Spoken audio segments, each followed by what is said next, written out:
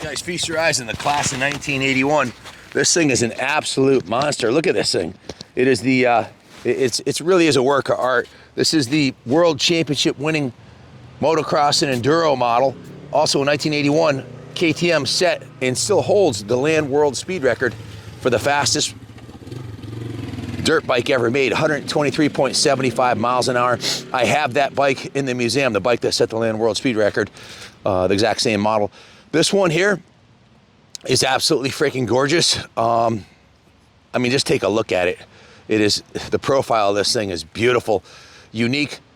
Only a couple years they ran it with the rear fender mounted up on the number plate on the rear fender. Look at the seat on this thing, the tank. It's just absolutely freaking beautiful. This is the MXC off-road cross-country model. We set it up for motocross, which means it doesn't have the headlight or taillight, but it could be equipped with that if you chose to. We just thought it looks a hell of a lot better in the motocross setup. It looks badass. So absolutely museum quality piece, ready to put on display and or take it to an ARMA event and race it. It's ready to go. The engine has 190 PSI compression. The previous owner had rebuilt the top end on it and the clutch, and everything is tight as a tiger on that motor. We did some other upgrades on it since we got it. We put a Mikuni carburetor on it, which was much better than the original carb it had on there. It's a modern Mikuni carburetor, so it's carbureted flawlessly. Has the original exhaust system on there. The aluminum silencer's been polished. The power plant's a 10. It idles perfectly. It pulls right off from idle and revs right to the moon. It's got a new uni filter on there, air filter. The bike's ready to go. Really, really stunning piece. Starting at the front of the bike, we put a brand new front tire on it and tube. The fork lowers are repainted. The fork uppers, you can see the chrome on them is in excellent condition. There's no pitting or rusting on the chrome. It's got a brand new front fender, brand new front number plate. We repainted the triple clamps. As you can see, it's got a brand new set of Renthal bars with a brand new set of Magura levers, polished aluminum levers, and a brand new set of ODI grips. It's got a new KTM kill switch. The original fuel tank was cleaned inside and out and then repainted in the original KTM white. It still has the original factory badges for it, which are like it's an actual badge. It's screwed on like on a street bike. There is a spot here where you can screw on your route sheet holder if you're going to use it for enduro. That's what those holes are for. The steering head bearings were serviced by the Wizard when he had it apart. They're in good condition. He just greased them, adjusted them, put them back together. The entire frame was repainted from, if you come around this side here, you can see when Ronnie painted it, he took careful attention not to blow up, not to screw up the original factory decal that's on there. So it was a partial repaint. Mostly the parts of the frame that are visible and the pegs were painted. The shocks were repainted. Those are a set of Fox factory shocks, and gosh, they are absolutely freaking beautiful. I just love the decal on it. That's the original Fox decal that was not replaced, but the paint job's new on it.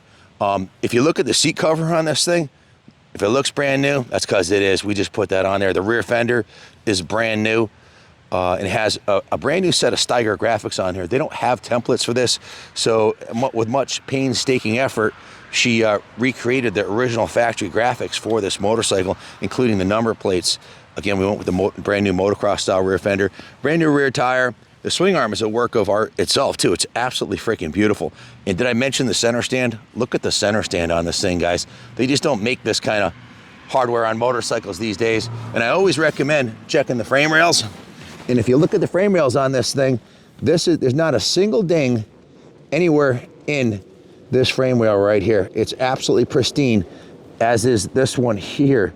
The frame rails are perfect, as are the engine cases, which is really the foundation of the motorcycle. The original factory rims are in mint condition. The center stand is mint. I bought this down in Florida from a collector this winter who had a collection of vintage KTM, Penton, Rickman classics like this, and the bike had me at hello. It was, of all the bikes he had, this one just spoke to me, and here we are almost a year later. In 90 days it'll be a year. It took us a while to do it. We took our time with it. We didn't rush it, and we went right through it front to back. And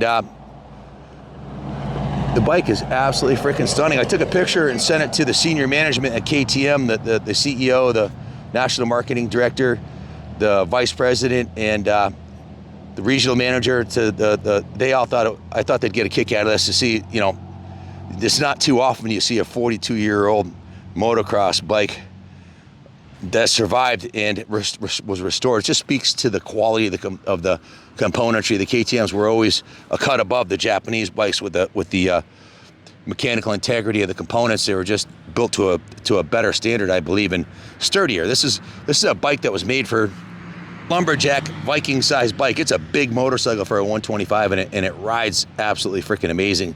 The Fox factory shocks, the big swing arm, the new gold chain, the brand new Metzler tires. We went with Metzlers on this because that's what it should have on it. So it's got a brand new set of Metzlers on here, front and rear. Definitely a lot more money than the Dunlops, but hey, this bike was worth it, man. So you got a matching set of Metzlers on here with new tubes. Brakes have been serviced. Everything's been done. There'll be a full write-up on the eBay ad. It is going up for sale. The shop work order came out to 36.5 hours labor plus a substantial amount of parts. We've got well over $7,000 invested into the bike. So it's not going to be cheap, but again, this is one of those labor of love projects where, you know, 9 months later, and how many times I've been on and off the bench, we're probably going to lose money on it, but who cares? I mean, that's why it's a labor of love. That building across the street there, I put $7.5 million into restoring 65,000 square foot of a vintage factory. Could I have bought a new building? Yes. Could you buy a brand new gas KTM Husqvarna? They're all pretty much the same bike with some different modifications, but you could buy a brand new 2024 gas from us for $69.95 till December 3rd. We put more than that into restoring that. We got more into this bike than I could buy a brand new one as a dealer. But hey, you're the only one in Daytona. You go down to Daytona Bike Week and show up at the Vintage Motocross event, or you go to Unadilla for MX Rewind, you will have the only one of these there. How do I know? Well, I've been the last 3 years. I haven't seen another one. It's a super rare. Most of these were ridden into the ground by youngsters or oldsters that just had so much fun on them you couldn't put it down. Just rode it.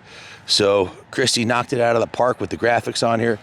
Ronnie and the detail team did a beautiful job on the cosmetic restoration, and well, the Wizard put the Wizard tune on it.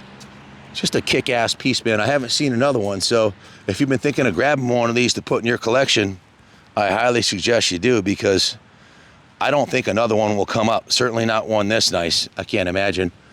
It's a diamond, and it's a lot of fun to ride. It's got a lot of power.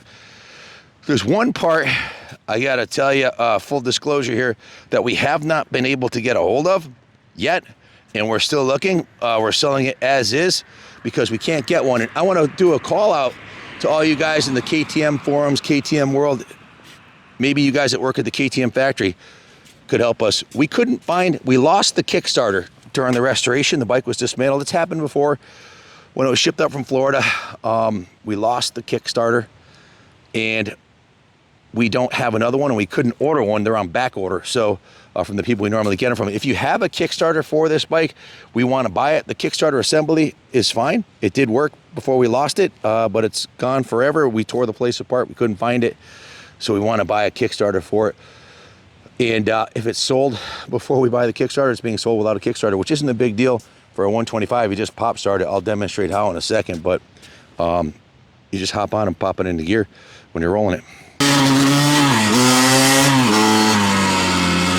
I'm going to demonstrate the bump start, which is pretty easy to do. Just get it going about 5 miles an hour, hop on, and pop it in gear.